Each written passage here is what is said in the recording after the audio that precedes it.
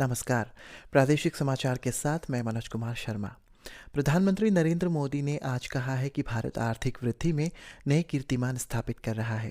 उन्होंने कहा है कि पिछले 10 वर्षों में हवाई अड्डों की संख्या 74 से दोगुनी होकर लगभग 150 हो गई है। प्रधानमंत्री ने कहा है कि भारत में प्रमुख बंदरगाहों की कुल कार्गो प्रबंधन क्षमता 2014 से दोगुनी हो गई। उन्होंने कहा है कि भारत ने कई व्यापार सौदे किए हैं महत्वपूर्ण अर्थव्यवस्था के साथ, जो भारतीय वस्तुओं और सेवाओं के लिए नए बाजार खोलेगी और देश के युवाओं के लिए अनगिनत नए अवसर पैदा भी करेगी। मुख्यमंत्री पेमा खांडू ने गत सोमवार को राजभवन ईटानगर में राज्यपाल lieutenant general retired K.T.. Patnaik से मुलाकात की। उन्होंने नए साल की शुभकामनाओं का आदान प्रदान किया और नए वर्ष के लिए विकास कार्यक्रमों और अन्य संबंधित मुद्दों पर चर्चा की। राज्यपाल ने राज्य में विकसित भारत संकल्प यात्रा को परिश्रमपूर्वक आगे बढ़ाने के लिए राज्य मिशनरी की सराहना की।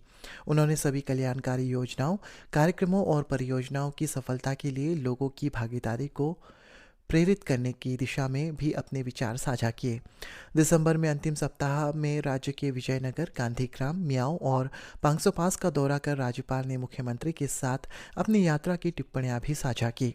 उन्होंने विकसित भारत संकल्प यात्रा को सफल बनाने के लिए मजबूती से काम करने पर जोर दिया।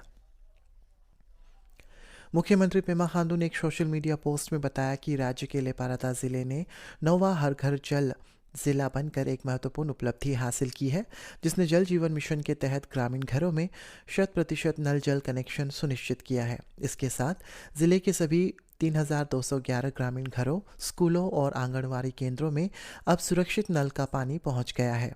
100% कार्यात्मक घरेलू नल कनेक्शन FHTC सुनिश्चित करने के लिए टीम लेपारादा को हार्दिक बधाई देते हुए श्री खांडू ने कहा कि ये सभी हितधारकों का ऐसा अनुकरणीय समर्पण है जिसने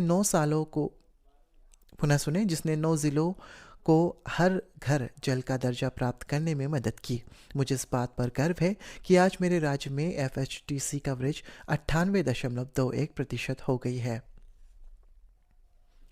उप मुख्यमंत्री चाउना मेन ने आज तिनसुकिया के बोरदोलोई नगर में निर्माणाधीन अरुणाचल गेस्ट हाउस का निरीक्षण किया।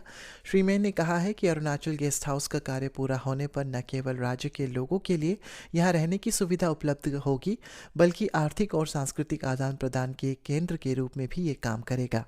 उन्होंने डेवलपर्स से कमरे की स्थिति, स्वच्छता मानकों और अन्य सुविधाओं जैसे पहलुओं पर सावधानीपूर्वक ध्यान देने को आग्रह किया है।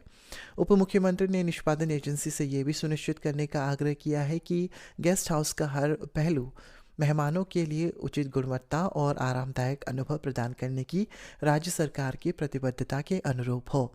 अरुणाचल गेस्ट हाउस का कार्य आगामी मार्च 2024 के अंत तक पूरा कर लिया जाएगा। ईस्ट सियांग जिले के एक दूरदराज के गांव में सोमवार रात लगी भीषण आग में कम से कम 4 आवासीय घर और एक अन्न भंडार पूरी तरह से जलकर नष्ट हो गया। आग लगने की घटना कोरा सर्कल के सिदो गांव में हुई, जो पासीघाट जिला मुख्यालय के लगभग 50 किलोमीटर दूर स्थित है। हालांकि इस घटना में किसी की हताहत होने की कोई खबर नहीं मिली। आग लगने का कारण अभी तक पता नहीं चल पाया है।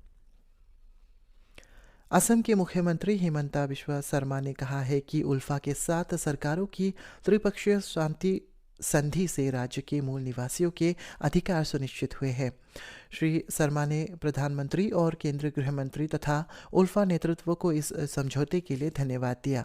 गुवाहाटी में संवाददाताओं से बातचीत में मुख्यमंत्री ने कहा है कि इस समझौते से असम के लोगों के भूमि और राजनीतिक अधिकार सुनिश्चित किए गए हैं। उन्होंने बताया है कि राज्य में उग्रवाद की समस्या 90% तक सुलझा ली गई है। श्री शर्मा ने कहा है कि उल्फा के स्वतंत्र नेता परेश बरुआ को छोड़कर बाकी सभी संगठन मुख्यधारा में लौट आए हैं। उन्होंने कहा है कि वर्ष 2021 से अब तक 11 गुटों के साथ शांति संधि हुई है और इन गुटों के लगभग 4000 सदस्य हथियार डाल चुके हैं। देश में GST संग्रह में एक बार फिर से इजाफा हुआ। वित्त मंत्रालय ने आंकड़ों के अनुसार अप्रैल में दिसंबर 2023 के बीच GST का कुल संग्रह 1,64,882 करोड़ रुपए रहा। इसी के साथ ये समाचार बुलेटिन समाप्त हुआ। नमस्कार।